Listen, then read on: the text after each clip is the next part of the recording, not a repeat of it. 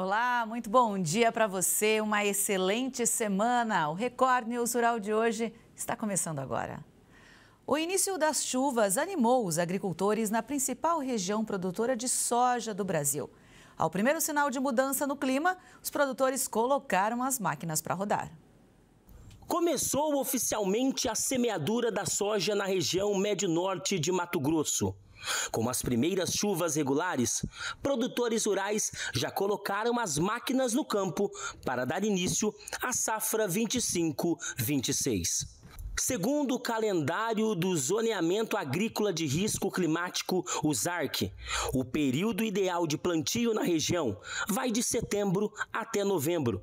E este ano, os produtores estão otimistas, mesmo com alerta para um possível início de safra com instabilidades climáticas. Não, com essas chuvas agora, né, e já estamos num período adequado também, já indo para final de setembro, né, então, e com a umidade que está tendo no solo aí, bastante gente indo para a roça com a plantadeira. Qual a expectativa do senhor para essa safra 25-26? Não, nós estamos com uma expectativa boa de clima também, né, para início de plantio aí, previsão de chuva boa aí até meados de outubro, que é a melhor época para a gente plantar o soja aqui, então... as previsões são boas, né? Então, uma expectativa boa. E a retomada das chuvas nas regiões produtoras de laranja também está animando os agentes do setor. Os ventos fortes, porém, causam preocupação. As áreas citrícolas de São Paulo, Paraná e parte de Minas Gerais voltaram a receber chuva. De acordo com pesquisadores do CPEA, as precipitações nessa época são importantes para favorecer a florada da safra 2026-27. As chuvas, porém, vêm acompanhadas por ventos fortes, que causam alguns prejuízos, principalmente a queda de frutas. De acordo com agentes do Centro de Pesquisas, no mercado de mesa, a demanda aquecida vem sustentando os preços da fruta. No caso da indústria, a preferência tem sido por compras no spot em detrimento dos contratos. Os poucos firmados apresentam valores próximos de R$ 50 a caixa, com exigência mínima de BRICS elevado. Uma das preocupações do pecuarista é em relação à alimentação dos animais, né? A orientação de um profissional especializado, por isso, é sempre importante. O manejo nutricional ele é fundamental para todas as espécies, independente de ser ovinos ou qualquer outras, porque cada espécie ela tem suas exigências nutricionais específicas e se a gente for ver, dentro de cada espécie ele tem as categorias, se é um animal recém-nascido, se é um animal jovem, se é um animal adulto, um animal de gestação, de lactação, um animal para corte, um animal para elite. Então cada categoria, cada espécie ela vai ter um manejo diferente. O que é que esse animal faria para dar uma dica de que ele de fato estava precisando de algum nutriente? Na hora que os animais apresentam deficiências nutricionais, sejam de minerais, de proteína, isso vai comprometer a saúde dos animais, vai comprometer a imunidade, vai comprometer desempenho, vai comprometer reprodução e isso vai gerar um grande prejuízo para esse pequeno criador. Como é que deve ser feita, no geral, a alimentação dos ovinos? Hoje a gente tem várias formas de sistema de criação de ovinos, onde tem como principal nutriente, né, principal ingrediente, que são as forragens, né, são os volumosos, e dentro disso aí vem bancos de proteína, através de glicídia, de moringa, de leucena, vem palma também, que é muito bom para ovinos, fenos de capim, pode ser tifo, um capim verde in natura, além de um concentrado que vai fornecer um pouco mais de proteína, que vai permitir que eles tenham um melhor desempenho. A alimentação ela deve ser dada em determinadas horas do dia, tem horário específico, quantidade específica para esses animais? Não, nada tão específico, Jonas, porque a partir do momento que a gente tem animais que estão a pasto, eles fazem esse trabalho de comerem aquilo que é suficiente. Mas a partir do momento que esses animais ficam embaiados, aí a gente tem que ter um pouco mais de cuidado quanto a isso, de estar sempre conferindo, ver se tem um capim, ver se tem um feno, o concentrado. Então precisa ter uma atenção redobrada quando os animais ficam mais confinados do que quando comparado a animais a pasto. Os granjeiros que trabalham com a produção de carne de frango têm bons motivos para comemorar. Os preços praticados em setembro tiveram uma valorização de 6,3%. E o bom momento também foi sentido nas exportações. Após 4 meses de queda, os preços médios da carne de frango subiram. Essa é a primeira alta desde o episódio de gripe aviária em uma granja comercial em maio. Segundo informações do CPEA, na parcial do mês de setembro, do primeiro dia até o dia 24, o frango congelado fechou em R$ 7,40 o quilo, 6,3% acima do cobrado em agosto. Os pesquisadores usaram os valores praticados no estado de São Paulo para chegar nesta conclusão. Essa alta no valor está atrelada ao bom momento de exportações, que foi bem movimentado em setembro, ainda mais com o retorno das vendas dos produtos avícolas à União Europeia na segunda quinzena. Já os preços dos ovos voltaram a cair, por isso o setor está em alerta. As vendas dos ovos estão mais lentas. Com isso, os estoques nas granjas seguem aumentando. Os preços também voltaram a cair em setembro, chegando aos menores patamares desde janeiro deste ano nas regiões acompanhadas pelo CPEA. Com as cotações recuando desde abril no mercado interno, o setor está atento às movimentações. A intensidade da queda só não foi maior porque as exportações garantiram sustentação. Vale lembrar que em 2024 observou-se movimento semelhante. Um dos subprodutos da tilápia ganha a atenção de pesquisadores da Universidade Federal de Goiás. Eles estudam para aprimorar os curativos feitos com a pele do peixe, usados na cicatrização de ferimentos.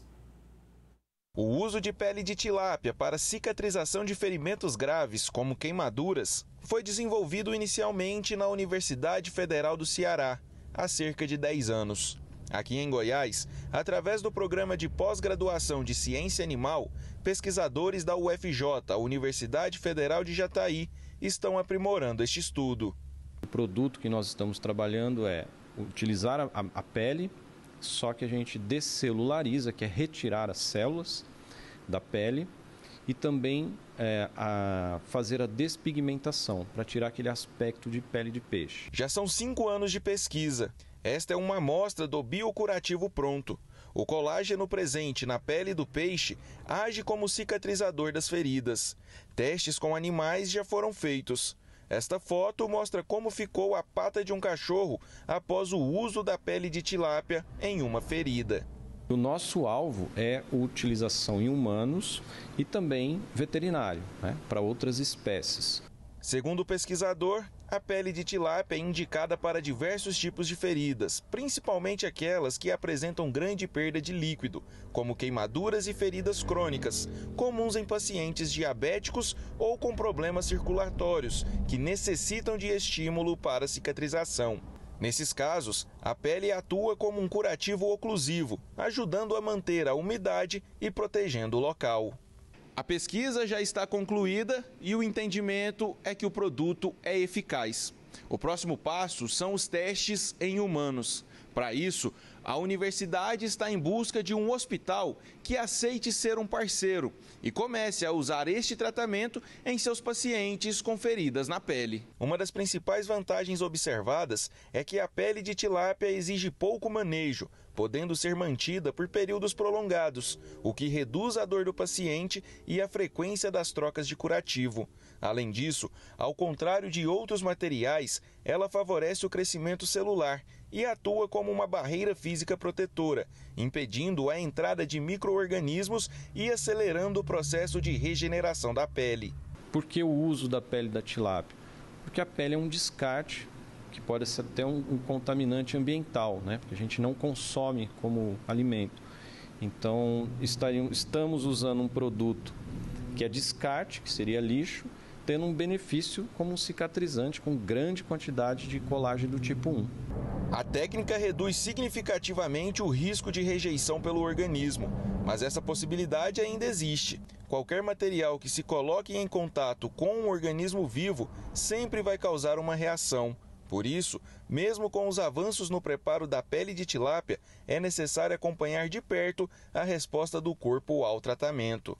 Com a pesquisa finalizada, os pesquisadores já têm planos para testar o protocolo em outras espécies de peixes e também em pele de rã, que já são utilizadas em Goiânia. A usina de cana-de-açúcar mais antiga do mundo está prestes a completar 300 anos.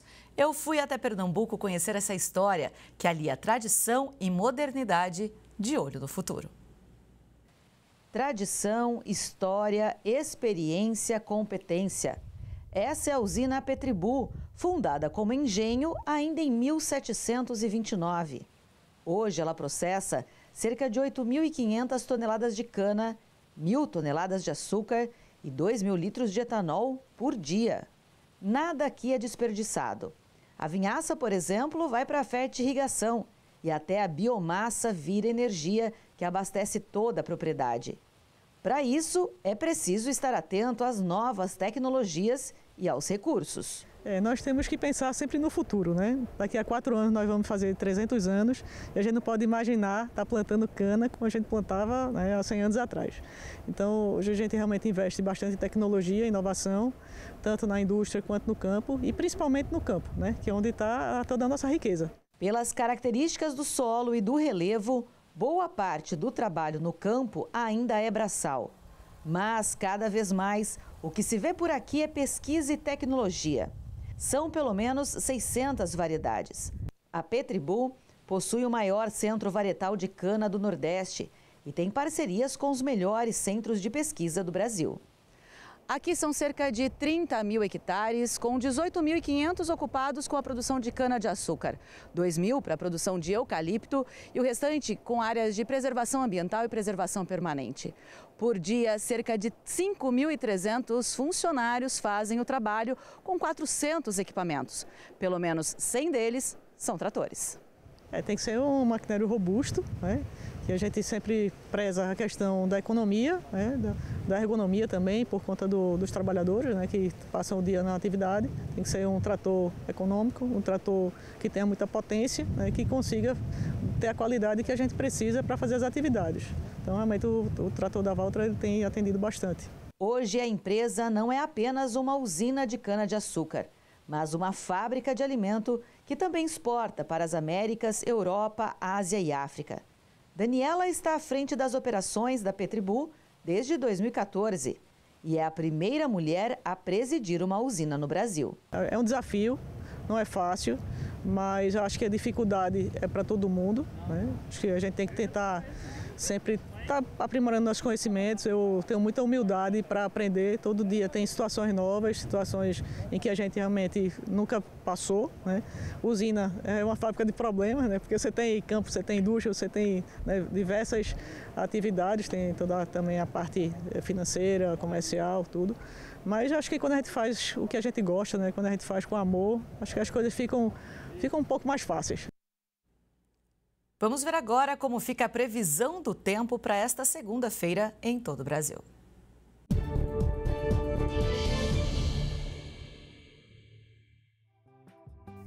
A semana começa com tempo mais instável no Paraná e oeste de Santa Catarina, provocando pancadas de chuva. No sudeste, a presença de algumas perturbações em níveis mais elevados da atmosfera também favorece algumas pancadas de chuva no interior de São Paulo e sul de Minas. No centro-oeste, as pancadas de chuva continuam em algumas áreas. No nordeste, a entrada de ventos marítimos mantém chuvas concentradas entre o litoral norte da Bahia e Pernambuco, além de pontos isolados em Alagoas e Sergipe.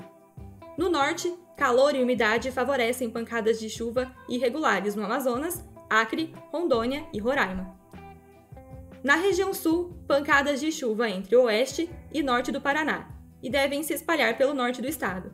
Em Santa Catarina, devem ficar mais concentradas no oeste e no litoral de maneira fraca. No sudeste, chuva isolada no sul e interior de São Paulo e sul e sudeste de Minas. No centro-oeste, chuvas isoladas no noroeste e oeste de Mato Grosso, além do centro-sul de Mato Grosso do Sul, enquanto o restante da região com tempo mais firme. No nordeste, pancadas de chuva concentradas no litoral norte da Bahia até Pernambuco, e no norte, risco de temporais em áreas do oeste da região, em Roraima, Amazonas, Acre, Rondônia e chove de maneira mais isolada no oeste do Pará e no Tocantins. O tempo fica seco em áreas do interior do Nordeste, Paulista e Mineiro, além do Tocantins, Goiás, Centro-Leste e Norte de Mato Grosso, em algumas áreas do leste de Mato Grosso do Sul, com valores abaixo dos 30%. Em relação às temperaturas, máximas de 23 graus em Porto Alegre, 28 em São Paulo, 30 em Belo Horizonte e até 36 graus em Palmas, Goiânia e Cuiabá. O azeite brasileiro vem ganhando cada vez mais destaque pela qualidade. Agora, a publicação mais importante do setor de azeites em todo o mundo colocou 9 produtos brasileiros entre os melhores. Mas como será que anda a produção aqui no Brasil? Para falar sobre o setor, eu converso agora com Flávio Obino Filho, que é presidente do Instituto Brasileiro de Olivicultura, o IBRA Oliva. Muito bom dia, Flávio, tudo bem? Bom dia, Ingrid. Tudo bem e satisfeito com esse resultado do azeite brasileiro. É isso, é sobre isso que a gente fala agora, começando com essa boa notícia. Tem azeite brasileiro fazendo muito bonito no mundo, né? Explica que publicação é essa e qual que é a importância desse resultado. Essa é considerada a bíblia dos azeites no mundo. Todos que são apaixonados por azeite e viajam pelo mundo, eles levam embaixo do braço o Flosole, que é uma edição mundial que seleciona os 500 melhores azeites do mundo. O primeiro azeite brasileiro entrou no Flosole há uma década. E nós hoje podemos aplaudir, né? E aí é uma questão de parabenizar o produtor brasileiro e também entender, e o consumidor tem que entender, que nós fazemos um excelente azeite, a meu juízo, o melhor azeite do mundo, se nós considerarmos a média. Mas agora nós estamos falando dos tops. E nesses tops, os 500 melhores do mundo, entraram 9 azeites brasileiros, né? 7 produzidos no Rio Grande do Sul e 2 em Minas Gerais. E a nossa satisfação é muito grande, né? De estarmos aí entre os melhores. E mais ainda, num ano em que a nossa safra foi muito complicada, tanto na Mantiqueira como no Rio Grande do Sul, que são os 2 maiores polos de produção de oliva e, consequentemente, de azeite. No Brasil, nós tivemos problemas no Rio Grande do Sul pelo excesso de umidade e, por incrível que pareça, na Mantiqueira por falta de água, né? Mas então, tivemos uma baixa produção, 240 mil litros, mas o azeite brasileiro, como a oliva, se mostrou resiliente. Mesmo com essa dificuldade, no ano que nós tivemos esses problemas, 9 azeites brasileiros entre os melhores do mundo. Bom, falando sobre esse concurso, sobre esse ranking, né? A análise foi feita em cerca de 500 fazendas de excelência em 5 continentes, num total de 57 países. E aí a avaliação tem como base critérios técnicos, incluindo análise sensorial, qualidade do frutado, equilíbrio, persistência e também práticas de manejo. Não é só o resultado final, é todo o conjunto que envolve a produção que foi reconhecido aqui, né? Exatamente, né? Essa questão das práticas de manejo também são valorizadas, né? E também a questão dos lagares. Os nossos lagares, o que é o lagar? É a fábrica que transforma a azeitona em azeite de oliva. Nós fizemos um investimento muito grande aqui no Brasil em lagares modernos. Nós temos talvez o parque industrial mais moderno no mundo e isso se reflete nesse resultado, né? Um resultado, sim, de análise sensorial, ou seja, o nosso azeite ele tem o frutado, tem o amargor, não tem nenhum defeito, né? E, além disso, tem todas essas outras questões que envolvem as técnicas de produção e também a questão toda socioambiental e ecológica que nós estamos nos preparando aqui no Brasil para isso, com um olho na exportação. Mesmo que o nosso azeite, hoje, ele seja responsável por menos do que 1% do azeite consumido no Brasil, nós temos aí uma qualidade para pensar em exportar para competir com os melhores do mundo. Bom, você acabou de dizer, né? O que o brasileiro produz é menos do que 1% do que ele consome. Então, como é que está a olivicultura no Brasil atualmente? Quais são os desafios? Por que essa área não é ainda maior? Por que não se produz mais aqui? Nós tivemos o que a gente chamou de uma super safra em 2023, muito carregada pelo Rio Grande do Sul. Tivemos 640 mil litros de azeite, que não é uma grande quantidade, não chega a 1%, como eu disse. E depois, no ano de 2024, foi muito ruim no Rio Grande do Sul pela questão da umidade, né? A água é a grande inimiga da oliveira, mas a Mantiqueira foi bem. E nós tivemos aí 340 mil litros em 2024. Em 2025 foi ruim, tanto na Mantiqueira como no Rio Grande do Sul. E nós lá em 2023 estávamos pensando em mercado, como vender, porque o nosso azeite, por ser de qualidade superior, é um azeite super premium, não tem comparação com o azeite importado que vem para o Brasil, que normalmente é um azeite só rotulado como extra virgem, que não é um azeite extra virgem, é um azeite com defeito, né? E nós pensávamos em como resolver essa questão de mercado para valorizar o nosso azeite, o azeite fresco, o azeite que sai da fazenda e um mês depois ele está na prateleira, em relação a outros que vêm importados, que estão há 3 anos tomando sol, perdendo todas as qualidades dentro de uma garrafa. Só que com essa novidade, vamos chamar de novidade, ou seja, não termos fruta, nós voltamos para dentro da porteira. Hoje o nosso desafio é ter fruta, porque qualidade de azeite nós temos. O azeite brasileiro entra em concursos, desses concursos normais, né, com medalhas, e medalha é commodity para o azeite brasileiro. Mas o nosso gargalo é termos uma produção que cresça, que seja estabilizada, né, e que então nós voltamos para a pesquisa. Nós estamos estudando com a academia, com as universidades, com o Ministério da Agricultura, com as secretarias estaduais, os produtores também, para ver quais as variedades que melhor se adaptam ao Brasil. A cultura é muito nova aqui no Brasil, em escala de produção e comercial nós temos daí 20 anos, né? Então nós somos muito novos nessa parte da indústria. Temos o que tem de melhor no mundo, mas dentro da porteira a gente tem que aprender muito, aprender com o que nós acertamos e com o que nós erramos. Então esse é o nosso desafio. Para o próximo ano, por enquanto está indo tudo muito bem. No Rio Grande do Sul nós tivemos o maior número de horas de frio dos últimos 20 anos. Na Mantiqueira nós temos uma situação que melhorou já essa semana com um pouco de chuva, né, que é exatamente o contrário, esse balanço. Nós podemos pensar, quem sabe, em ter em 2026 aí a maior safra da história, com 1 milhão de litros produzidos. Bom, e a gente acompanhou, vamos falar um pouco de mercado. A gente acompanhou no último ano um aumento expressivo no valor do azeite. Você já disse que o azeite produzido aqui no Brasil é super premium, então ele já tem um valor um pouco maior do que o preço de mercado, por exemplo. Mas a gente acompanhou o mundo produzindo menos azeite por conta de condições climáticas. A gente já viu que deu uma normalizada, digamos assim, mas durante muito tempo foi noticiado em todos os lugares que o valor do azeite, o preço do azeite, estava caro para o consumidor. E aqui a gente tem que fazer realmente essa diferenciação. O azeite brasileiro, ele não teve esse boom de preços. Ele se manteve estável nos últimos 3 anos em razão do produto que nós temos. Aquele que variou foi o que vem de fora. Um azeite que normalmente tem defeitos, que é aquele que o nosso maior público consome. 99% do azeite consumido no Brasil, ele vem de fora, né? E por termos problema, 2 anos, nós tivemos problema no Mediterrâneo por falta de água, né? O problema de uma seca extrema que tiveram lá, teve diminuição do volume de produção e, consequentemente, houve um aumento do custo e do preço desse azeite importado, esse que o consumidor sente, né? O nosso, como eu disse, o azeite brasileiro se manteve estável. O azeite que teve a variação é aquele que é o que a gente chama de prateleira, o azeite com defeito, que vem que é descarte dos países da Europa, do norte da África, que chegam aqui para o Brasil e são colocados nas prateleiras dos supermercados. Flávio, e como saber se a gente não está comprando gato por lebre, então, né? Como saber avaliar a qualidade desse azeite, se ele tem defeito, se ele é premium, se ele é super premium, se ele é realmente extra virgem? Tem como consumidor leigo que chega e pega o azeite na prateleira saber disso?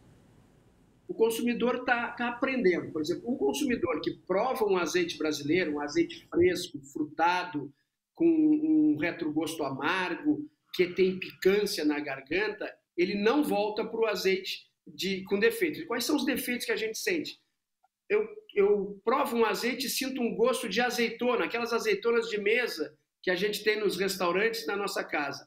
Esse é um azeite com defeito, porque a azeitona sofre todo um processo químico de oxidação. E o azeite com defeito é o azeite oxidado, né, que às vezes lembra o metálico, lembra uma terra, não se sente cheiro de fruta quando a gente prova com o nariz, não tem nenhuma picância, não tem nenhum amargor. Esses são azeites que não são extra virgem, são azeites com defeito. Só que o nosso cérebro está acostumado com o azeite ruim.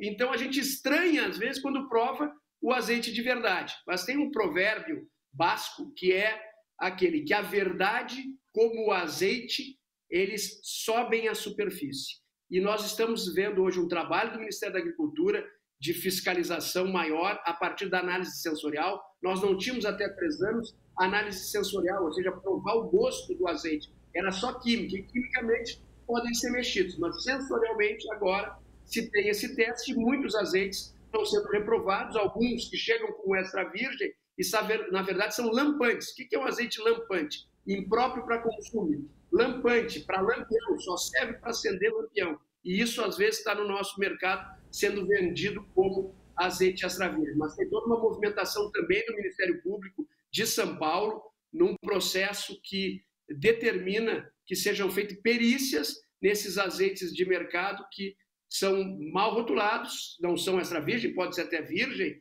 mas são azeites com defeitos, não são como azeite brasileiro. Então, eu digo para o consumidor, se encontrar um azeite brasileiro, vai para o azeite brasileiro. Ele vai ser fresco, ele vai ter chegou na prateleira há pouco tempo, já é um ponto de partida. Não estou dizendo aqui que não possam ter azeites brasileiros com defeito, mas é exceção da exceção. Enquanto nós, ao compararmos com azeite importado, a exceção da exceção é o que não tem defeito.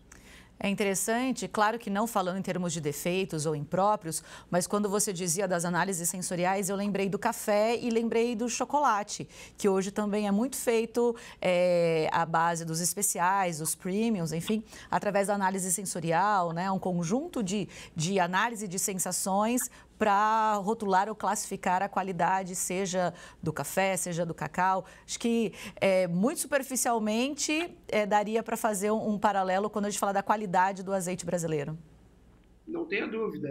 É um caminho muito parecido que os produtos premium estão seguindo. Posso dar um exemplo do Rio Grande do Sul.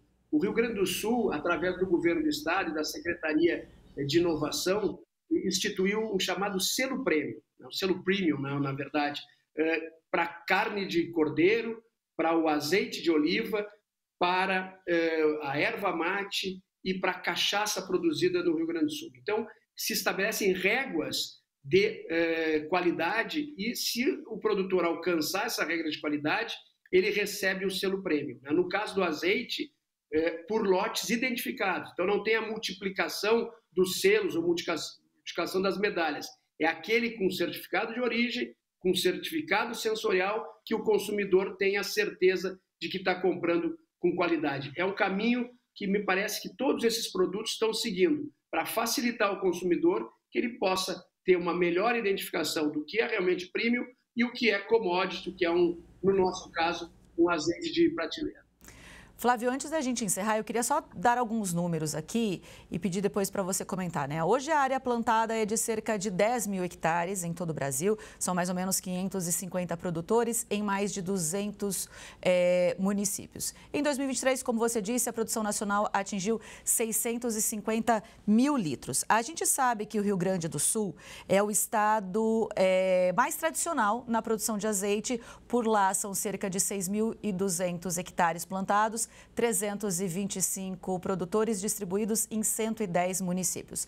Já a região sudeste tem aproximadamente 3 mil hectares de área plantada, cerca de 200 produtores espalhados por 80 municípios. Você disse, né, ali sobre a produção na Serra da Mantiqueira, a produção também no Rio Grande do Sul. Hoje a gente percebe um interesse maior na produção e na fabricação de azeite também em áreas que não eram tão tradicionais? Não, nós estamos vendo isso. O que a oliveira ela tem um espaço aí de adaptação pequeno, ou seja, precisa de horas de frio. Então, não é em qualquer município do Brasil que nós vamos poder plantar a oliveira de forma a colher uma quantidade suficiente para a produção. Então, precisa de horas de frio. Mas nós temos muito. Santa Catarina, nós temos agora um grande grupo de produtores. No Paraná, nós temos produtores. No Rio de Janeiro, no Espírito Santo, na Bahia. Então, isso está tendo uma capilaridade maior e, volto a dizer, nós precisamos de pesquisa, de conhecimento técnico para que essas áreas que tenham maior dificuldade, seja por falta de horas de frio, seja por excesso de umidade, por falta de água, a gente consiga entender quais são as variedades que melhor se adaptam. Hoje nós estamos trazendo para o Brasil variedades gregas, espanholas, italianas, portuguesas, e estamos fazendo um grande teste porque, como eu disse, há 20 anos que nós começamos a olhar a produção de azeitonas e de azeites como um negócio. E vamos melhorar muito. E eu tenho certeza que essa capilaridade vai ser cada vez maior e nós vamos aumentar essa área, que é hoje de 10 mil hectares, tendo resultado e principalmente tendo resultado de qualidade. Esse exemplo do Flozole, que é a Bíblia dos azeites, com 9 azeites brasileiros entre os melhores do mundo, nos demonstram que nós podemos produzir com qualidade, com excelência, e agora temos que tentar aumentar a fruta no pé para ter maior quantidade de azeite e brigar por esses mercados. É isso. Flávio, eu já tive a oportunidade de fazer degustação de azeite, é muito legal, uma experiência incrível, ali no copinho, né, experimentando, bebendo azeite mesmo, é muito bom e seria muito importante que mais brasileiros e o mundo conhecesse mais dos nossos produtos premiums, dos nossos grandes e excelentes produtos feitos por produtores brasileiros. Muitíssimo obrigada, viu, pela sua participação. Eu que agradeço a Record pelo espaço para a olivicultura brasileira. Muito obrigado, Ingrid. Obrigada, um ótimo dia. E assim a gente encerra essa edição do Record News Rural de hoje. Uma excelente semana para você e até a próxima. Tchau, tchau.